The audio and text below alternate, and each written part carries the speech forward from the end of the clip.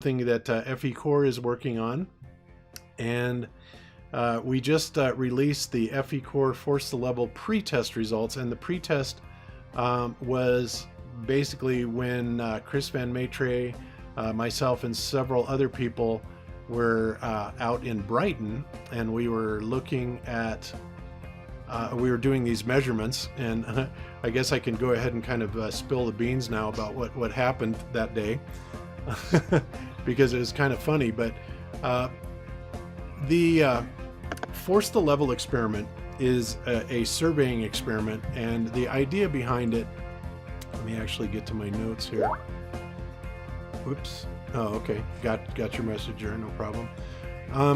It's basically a method that allows people to inexpensively measure the geopotential surface of the Earth with an accuracy that is absolutely orders of magnitude higher than satellite navigation systems. And this is using a Trimble, I think it's a differential level. You know, Chris does all this stuff, but we've got all this stuff laid out. And Chris, and we actually have another guy, another surveyor that is in FECore. But we did this last September and spent a little over half a day doing this in Brighton. And we're going to modify this dramatically coming up in March. Well, not dramatically, but modify it enough to actually increase the accuracy. But I have to tell you, at the time, after we got all of our data back, and I have to stress this, first of all, that this data was only for this very specific, you know, piece of land that we were surveying, but it came back as slightly concave.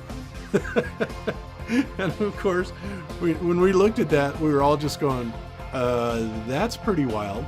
Now, when I say concave, I mean slightly concave. There was just a little bit of concavity to it, but you know, so it wasn't flat, definitely wasn't not convex, but there was a concavity to it. And of course, we were all joking with each other that now we were going to have to capitulate to Lord Stephen Christ and his model.